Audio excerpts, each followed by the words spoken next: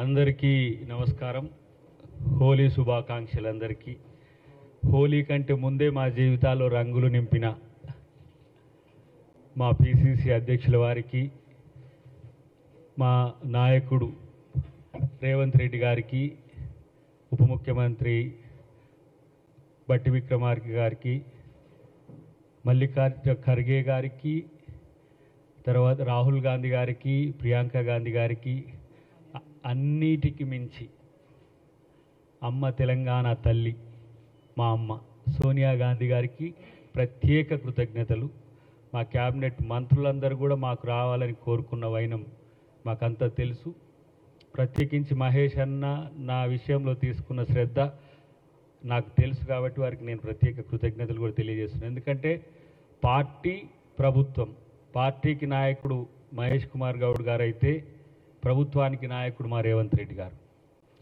ఈరోజు 10 సంవత్సరాల తర్వాత మాకు అవకాశం వచ్చినా కూడా ఎంత సంతోషంగా ఉంది అని అంటే, కొట్లాడితే పార్టీ కొరకు కష్టపడితే వెతికి వేటాడి వెంటాడి పదవులు ఇచ్చే పార్టీ కాంగ్రెస్ పార్టీ.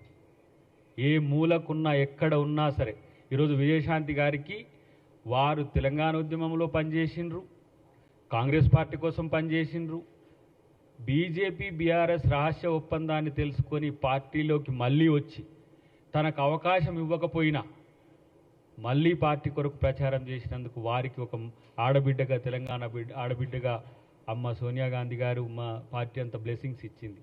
ఒక సామాన్య కార్యకర్త నుంచి వచ్చిన శంకర్ నాయక్ గారికి అవకాశం ఇచ్చింది.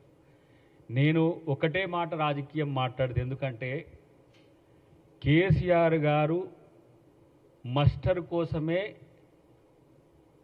అసెంబ్లీకి వస్తున్నాడు, ప్రజల కోసం కాదు. బీఆర్ఎస్ పార్టీ ఫ్రస్ట్రేషన్లో ఉంది. స్ట్రేచర్ గురించి మాట్లాడే స్థాయి ఎవరికి ఉంటుందంటే నియంతలకు ఉంటుంది. హిట్లర్ కూడా స్ట్రేచర్ గురించే మాట్లాడింది. మనుషులంతా సమానమే అనేది ప్రజాస్వామిక భావన. నేను చాలా గొప్ప, నా స్ట్రేచర్ ఉన్న వాళ్ళు ఎవరూ లేరనుకోవడం అనేది అహంభావం. హిట్లర్ కూడా ఏం చేసిండు, గోబెల్ అంటోని అబద్ధాలను ప్రచారం చేయడానికి ఒక మంత్రినే పెట్టిండు. ఇవాళ కేసీఆర్ చేస్తున్నది కూడా అదే. ఇవాళ జగదీష్ రెడ్డి చేసిన పని అదే.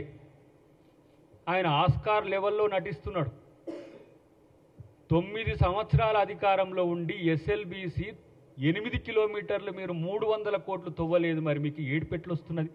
రైతులు ఏడిపించిండ్రు, లక్షల కోట్లు ఖర్చు చేసినామంటున్నారు. ఇవాళ తగుదునమ్మా వచ్చి అని ఇలా అసెంబ్లీకి వచ్చి స్పీకర్ గారి పట్ల వ్యవహరించిన తీరు, రాజ్యాంగ వ్యవస్థల పట్ల, సభా సాంప్రదాయాల పట్ల, సభాపతుల పట్ల కనీస గౌరవం లేని సన్నాసులను తయారు చేసిన పార్టీ అలా బీఆర్ఎస్ పార్టీ.